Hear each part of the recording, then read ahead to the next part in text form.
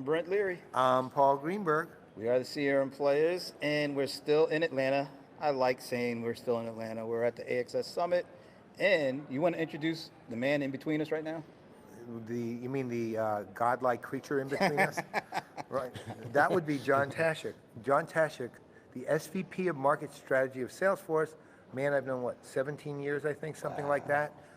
Prior to Salesforce, a leading influencer, literally, and this is going to really date both of us, in the world of computers. That's literally, Computers? that's what they used to call them. Wow. Computers. Like right? those desktop things? Right. Right. This is back in the the days of Gateway 286s. That's right. Gateway 2000. That was higher power, I think. Yeah, I used to. This is before Gateway was Gateway 2000. Oh yeah, Ted Waite used to come to the Spencer Cat parties that we used to have. Spencer Cat parties. Yeah. Holy God, yeah. man. That's dating. That is beyond dating. Well, thanks for joining us. And I like in addition to all the stuff he just said, he's a Rams fan too. At least I am. He started out a Rams fan. He kind of went the wrong direction there. Yeah, I went to the left coast, I guess. Yeah. Yeah, 49ers, they look pretty good. Almost got away with it.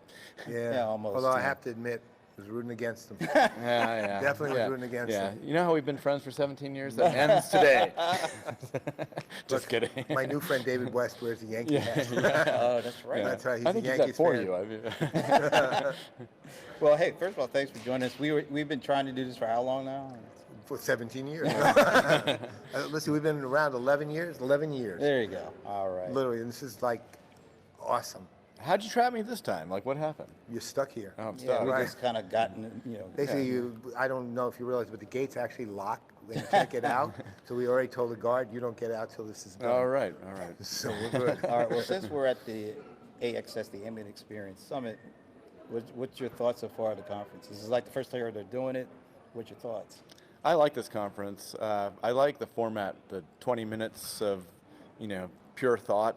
It's kind of high level, but it allows you to network with people and talk with them afterwards. I love that format. That's why, Ray and team and you guys have put together such a fantastic format for a conference. So I get a lot out of it. Yeah, absolutely. So, in your mind, what's an ambient experience? Why does everybody kind of like chuckle at you? Because everyone knows how ridiculous it actually Yeah, sounds. I was like, when I first got the emails with the invitation, AXS, what is that? Right. What, Isn't that like the underarm deodorant? or is it a sorority I forgot of? Like, what is it? So what is ambient experience? I guess this is one right here. There's ambiance around the Porsche driving place, and there's an experience that we're having right now. Well, speaking of which, you actually did the driving experience. Tell us a little bit about that. Oh yeah. So there's a course right behind us here, and we're basically assigned drivers. And the first one, it's a kind of taking a Porsche Cayenne SUV, stock SUV, and doing Land Rover Discovery type things on it, and pretty amazing. That's the driver is driving us, and then I drove a Boxster, and my driving instructor yelled at me quite frequently because I'm used to stopping at the 150-foot level. He wanted me to stop at the 6 foot. Oh, God. Like slam on the brakes. I told him I thought it was clear about this. So then it got better. I heard you got a nickname too, like Goggles Paisano. Is that? Oh, hey, yeah. Whoa. I'll be in the Cars. What number are there? Cars 4? Well, so, look, you missed Salesforce, 13 years, 14 years now? 16 years. Yeah. 16, so, Going on okay. 17 now. Yeah, Over the okay, so summer. actually then I've known you 19. Yeah. Right, so, because it was 2 years before that. And so, you're SVP of Market Strategy. It's actually a unique title. No other company I know has that exact title. And what you do is different than most other companies, the way you approach it and what you do. So why don't you run through it for people? Because look, you're kind of an inner circle guy there. Everyone knows you have a large team reporting to you. So kind of explain how it all began? Yeah, and how it works. Well, I don't know. The market strategy title, I mean, I basically was looking at something that was taking input from a lot of people outside of the company and trying to bring it in. And if I had marketing in there, it sounded completely wrong, especially when Mark Benioff said, don't listen to any of our marketing, go do your own thing, figure this out. You're the CEO of One. And I said, okay, that's great. So I created a title that I didn't think existed. And that way I could set up the team the way I wanted it to. At the time, there was only me. And then over time, we got a little bit of analyst relations, and it's been getting bigger and bigger. So what the job is now is I run competitive intelligence, which is actually run by another person who is the actual competitive thinker these days. The influencers, like a lot of people you know already, Vala Afshar being the most prolific, probably most popular Twitter guy. Yeah. Yeah, I always say, if you only had to follow one guy, I'm with you, man. Yeah, and then the analyst relations program, which is we don't even call it analyst relations. Yeah, it's different. Mostly because there are relationships with the analyst, obviously, but the analysts are my friends. Yeah. Yeah. And that's what. Look, the one thing that's why in the watch list this year, you guys won for the best program, right? Look, ultimately, no company does what you do, which is you treat influencers, analysts, journalists, anybody all those people you want to reach out to externally as a singular group, and you have no qualms about letting all your staff and all your reports be their friends, their actual personal friends. You don't stop people saying keep some professional distance, blah blah blah blah. They know their jobs. You trust them to do their jobs, and I've always found that. First of all, for me, you are literally the paradigm of those programs. I mean, and it's the one that when companies ask me about, it's the one I describe as your model. It should be what you do. But to be honest, very few companies do that. And most of them, you have analyst relations for Gartner and Forrester and maybe IDC. Yep. And then you have another tier, which is like Constellation and possibly me. First thing I did was untier. I untiered all those firms. So, and what was your thinking when you did that? Well, there's two thoughts. One, I was in the press, and I remember the way I was treated. Yep. and I went Sweet for revenge. The second was I felt that that the firms obviously have some brand to them, but if you're an inbound organization, it's actually smart people, and they could be anywhere. Right. And it was kind of lucky that I was just thinking this way at the beginning, because I found a lot of smart people early on, and they helped guide my career. Your mentors, they're advocates, they're saying things that are invested in the success of me and Salesforce at the time, and so that was huge. But I didn't care where they were.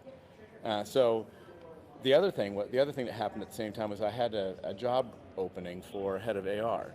And we interviewed about 40 people, and everyone said exactly the same thing.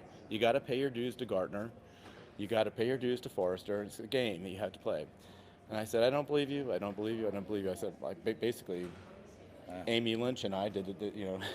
Amy Lynch taught me about analyst relations, the way it's supposed to be done, and I did it the way I do it now, I guess. Well, I wish it was the model for the whole industry, but to your benefit, of course, you got the best model, so you got the leg up. Well, we have an advantage because, again, Mark Benioff told me to be the CEO of my own company, and so we have had executive investment from the day one. Yeah. We're not a peripheral organization. No. We're right there. And that makes a huge difference that we have the support of the company. I just would like to say thank you for shedding your tears, because get it, shedding tears. Okay, it's still early in the morning, although it's 3 o'clock. All right, so going back a little bit to the conference, what's been your favorite part? Well, I did like Jason Wild, who's I'm glad you can view things yeah. agnostically. I like the sports one quite a bit too. But really, my favorite part of the conference is hearing a little bit of what people are doing and then talking to them later. Yeah. So that's, because by design, it's 50,000 foot level in some of these, sessions. And if you want to go lower, in altitude, then you got to talk to the people. I mean, I think that's a great design. And yeah, and it's way better than, like, I go to a lot of conferences. Slide, slide, slide, slide. Glazed over. Yeah, I mean, it's crazy the way people think that they're communicating and are not. Yeah, you do go to a lot of conferences. Actually, there's one in particular, a little one. It's called Dreamforce, something like that. Oh yeah. Like, how many people go to that again? Well, 171,000, something like that. Yeah, give or take. Yeah. And I've been to every Dreamforce. There's not that many people. You've been to claim every it. Dreamforce. Yes. How many have there been? What years? There have been 16. So, Wow. so we're going to be on Okay. 17 I think coming I've up. been to at least 10 then. I've been Yeah. to around 10. Yeah. I missed the first few years because I was always busy, and since then I don't Yeah. miss it. The first one, there were probably 500 people at the company, and maybe 1,000, 1,500, 2,000 people came. But there was already love kind of built into it. So Yeah. that was. I'll never forget my first Dreamforce. It was 2004. It was on election day, and they had this George Bush lookalike there, and people were freaking out because they literally thought it was the real deal. There were people I was next to who stood up and saluted, and it was No it was a kidding. comedian, but he looked just like He George. was that guy you saw him on TV all Yeah, the the time. guy, he was Yeah. really, I'm like, he was why the would best. George Bush be here on election day? Right. Yeah. Why not, man? There was- The future of 171,000 people were at stake. Yeah, exactly. That was great. That was. Well, you have some. You have some classic entertainment at times at Salesforce, I have to say. Yeah. At the events. Although, honestly, I mean, you do a lot of road shows too, like and sort of second level events like Connect and others like that. I mean, how many of those outside of Dreamforce? Do you 70 do? or so. I'm Oh not. my I'm not in God. the marketing department, but I think No, it's but- roughly 70. And there are more. There's base camps, which are smaller, more intimate. There's the customer road shows that we do, which are not really shows, but we Right. test our messages and things like that with our customers. There's Dreamforce and there's world tours. World tours are pretty big in major cities. One that you are directly, in there for is coming up in a couple of weeks. It's the Analyst Summit. Maybe you can give us just a little preview of what we might be seeing. Well, we try to shake it up every year, and it's really hard because So what? George Bush is coming this year? well, don't spoil it. Yeah. No, I don't know who's coming this year. No, it's going to be. It should be fun. 50 analysts in a great location. It's going to be. We'll all be at the top of the tower, be able to look at. Yeah, what a everything. Nice. building. Yeah. It's an awesome building Yeah. with a great restaurant. Great restaurant. Yeah. Salesforce East, what is it called? Salesforce East Cafe? Or The Trailblazer Tavern. Trailblazer There Tavern. it is. That is, the food is terrific. Yeah, That's I Michael like- Mina, right? Yeah, exactly.